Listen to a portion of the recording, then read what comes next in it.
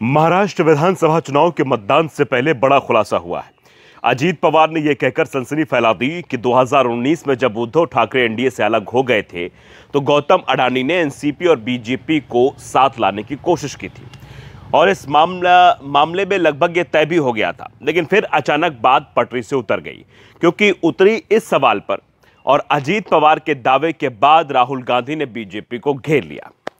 राहुल गांधी महाराष्ट्र से हर मंच से दावा कर रहे हैं कि गौतम अडानी महाराष्ट्र में बीजेपी की सरकार चाहते थे, जिससे वो महाराष्ट्र को लूट सके। जब सरकार नहीं बनी तो शिवसेना और एनसीपी को तोड़ा गया। इसके लिए पैसे बांटे गए। 50-50 करोड़ रुपए दिए जाने के बाद भी इशारों इशारों में राहुल गांधी ने कह ही दी। उन्होंने महाराष्ट्र की रैली में कहा था कि 50 खोखे एकदम ओके। और जैसे ही अजीत पवार के खुलासे खबर सामने आई है, उसके बाद बीजेपी को जवाब देते नहीं बन रहा है। इस बीच शरद पवार का बयान जरूर सामने आ गया है, लेकिन पवार ने भी अपने बयान से बीजेपी को मुश्किल में फंसा दिया है। तो कैसे शरद पवार ने बीजेपी को चुनाव से पहले मुश्किल में डाला है, इसी पर आज हम अपनी स्पेशल रिपोर्ट में बातचीत करेंगे। नमस्कार, आपके साथ मैं हूं आदित्य कुमार और आप देख रहे हैं द नवदर्पण न्यूज। महाराष्ट्र विधानसभा चुनाव के लिए वोटिंग 20 नवंबर को होनी है। इससे पहले अडानी को लेकर वहां पर सियासत गर्मा गई है। दलों के प्रमुख नेताओं के बीच बयानबाजी भी अब तेज हो गई है। विवाद अजीत पवार के एक बयान पर उठा और अब इस बयान के चलते महाराष्ट्र की राजनीति में भूचाल सा आ गया है। दरअसल अजीत पवार ने दावा कर दिया है कि शरद पवार और अमित शाह की मुलाकात अडानी के आवास पर उनकी मौजूदगी में हुई थी। अब बीजेपी सफाई देते नहीं थक रही है।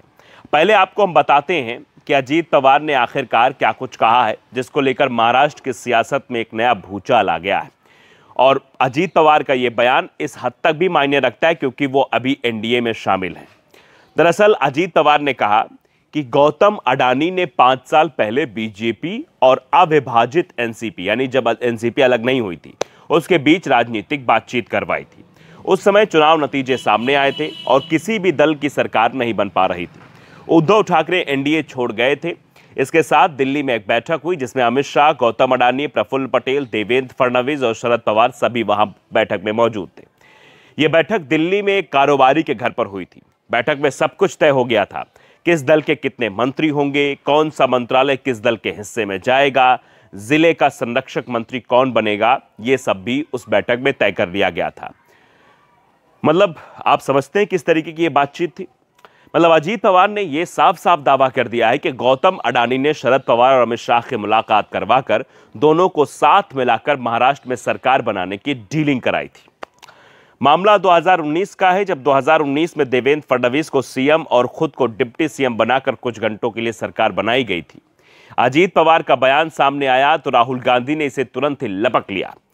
राहुल तो इसी बात का इंतजार कर रहे थे। अब तो पहले से ही अडानी को लेकर पीएम मोदी को घेरते रहे हैं और एक और मौका मिल गया। ऐसे में जब यह बात सामने आई कि ऐसी चर्चा चल रही तो राहुल ने सीधे पीएम मोदी को ही अपने निशाने पर ले लिया। अब आप जरा समझिए कि राहुल गांधी ने प्रधानमंत्री नरेंद्र मोदी के बारे में इसको लेकर क्या कहा। वो कहते हैं कि यह सब प्रधानमंत्री नरेंद्र मोदी के कहने पर हुआ। सरकार गिराने के लिए अडानी का इस्तेमाल किया गया। सरकार गिराने के लिए बीजेपी की ओर से राजनीतिक बैठकें की गई। इस बैठक में उद्यमी गौतम अडानी बैठे थे। वो इस बैठक में क्या कर रहे थे? अडानी धारावी में जगह चाहते थे जिससे उन्हें 1 लाख करोड़ रुपए का मुनाफा हो। उनके लिए ही महाराष्ट्र में महाविकास अघाड़ी की सरकार गिराई गई। अब राहुल गांधी के इस बयान के बाद हंगामा और तेज होना ही था। राहुल गांधी ने जब सीधा हमला बोल दिया तो महाराष्ट्र के डिप्टी सीएम देवेंद्र फडणवीस को आगे आकर उसका जवाब देना पड़ा। उन्होंने कहा कि अजीत दादा ने जो कहा वो पूरा सच है ही नहीं। नवंबर 2019 में नई दिल्ली में बीजेपी एनसीपी की बैठक हुई थी, लेकिन इस बैठक में कारोबारी गौतम अडानी मौजूद नहीं थे, लेकिन शरद पवार जरूर मौजूद थे। शरद पवार ने बैठक में जो भी समझौता किया था उससे वो कुछ ही देर बाद मुकर गए। एक तरह से उन्होंने हमें धोखा दिया था। हाँ, मैं ये बात जरूर कहता हूं कि बैठक हुई थी, लेकिन ये अडानी के आवास पर नहीं थी और ना ही वो वहां पर मौजूद थे। मेरे अलावा बैठक में गृह मंत्री अमित शाह, शरद पवार, प्रफुल्ल पटेल और अजीत पवार शामिल थे। बैठक में सरकार बनाने के हर पहलू पर भी बात हुई थी। सरकार के गठन, विभागों के आवंटन और संरक्षक मंत्रियों की नियुक्ति पर भी मैराथन चर्चा हुई। योजना को क्रियान्वित करने की जिम्मेदारी मुझे और अजीत पवार को ही सौंपी गई थी। जब योजना क्रियान्वयन की प्रक्रिया में थी तो शरद पवार चुपचाप इस सीन से हट गए थे। हमें कभी उम्मीद नहीं थी कि पवार इस तरह से पीछे हटेंगे। देवेंद्र फडणवीस के बयान के बाद शरद पवार को भी जवाब देना था और उनकी तरफ से जवाब दिया भी गया। शरद पवार ने भी ये बात स्वीकार कर ली कि हाँ, ये बैठक हुई थी और पवार ने भी खुलासा कर दिया कि बैठक किसी और उद्योगपति के घर पर नहीं हुई थी, बल्कि गौतम अडानी के आवास पर, दिल्ली वाले आवास पर हुई थी। शरद पवार ने अब क्या कहकर हंगामा मचाया है, एक एक बयान जरा समझेंगे तो आपको चीजें स्पष्ट रूप से समझ में आती दिखाई देंगी।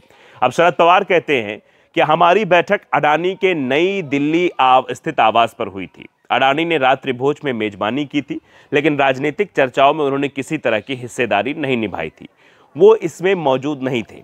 उसके अलावा अडानी, अमित शाह और अजीत पवार भी मौजूद थे। ये बैठक अजीत पवार के उप मुख्यमंत्री के रूप में सुबह सुबह शपथ लेने से पहले हुई थी, जिसमें देवेंद्र फडणवीस सीएम बने, सरकार बनी जो मुश्किल से 80 घंटे ही चल पाई। हमारी पार्टी कुछ विधायक भी चाहते थे कि बीजेपी के साथ सरकार बनाई जाए। एनसीपी के कई नेता जांच एजेंसियों के रडार पर थे, उनका सामना कर रहे थे और बीजेपी की तरफ से कहा गया था कि अगर एनसीपी बीजेपी से हाथ मिलाती है तो सारे मामले खत्म कर दिए जाएंगे। लेकिन मैंने विचार किया और मैं पीछे हट गया, क्योंकि मुझे यकीन नहीं था कि बीजेपी अपना वादा निभाएगी। दरअसल शरद पवार ने इशारों में जो अपने बयान में बातें कही हैं, वो बीजेपी को मुश्किल में डालने वाली हैं। अब यह मुद्दा पूरे महाराष्ट्र में चुनाव को प्रभावित करता दिखाई दे रहा है। अजीत पवार ने जो गेंद फेंकी, उसमें शरद पवार से लेकर प्रधानमंत्री मोदी तक को मुश्किल में फंसा दिया है। लेकिन पवार सेफ गेम खेलते हुए इससे बचकर निकल गए, लेकिन बीजेपी को बुरी तरीके से इसमें फंसा दिया गया है। और अब यह मुद्दा पूरे महाराष्ट्र चुनाव में बीजेपी पर भारी पड़ रहा है। बीजेपी के नेता जवाब नहीं दे पा रहे हैं कि आखिर करें तो करें क्या।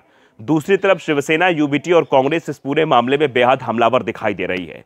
बीजेपी की सबसे बड़ी परेशानी भी यह है कि महाराष्ट्र में वो 148 सीटों पर चुनाव लड़ रही है और इनमें से आधी से ज्यादा सीटों पर, यानी लगभग 75 सीटों पर उसका मुकाबला कांग्रेस के उम्मीदवारों से है और कांग्रेस ने इसे बड़ा मुद्दा बना लिया है। इसके अलावा 38 सीटों पर उद्धव ठाकरे की पार्टी बीजेपी के सामने है।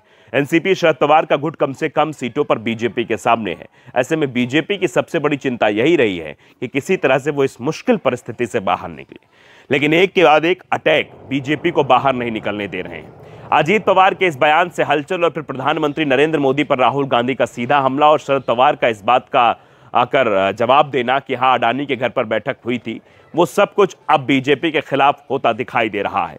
क्योंकि कांग्रेस हो या महागठबंधन हो, ये पहले से ही इस बात को बुलंद कर रहे थे कि अगर बीजेपी की सरकार महाराष्ट्र में बनती है तो महाराष्ट्र को पूरी तरीके से बर्बाद कर देंगे, वहां के सारे उद्योग गुजरात चले जाएंगे। इस बात की भी चर्चा जोर शोर से फैलाई जा रही है। फिलहाल अब महाराष्ट्र की जनता को फैसला करना, 20 तारीख को स्थितियां स्पष्ट करेगी जनता कि आखिरकार महाराष्ट्र में किसकी बनेगी सरकार। नवदर्पण न्यूज़ को अगर आपने सब्सक्राइब नहीं किया, जरूर करिए, बेल आइकन दबाइए ताकि अपडेट बड़ी खबर आप तक पहुंचती रहे। नमस्कार।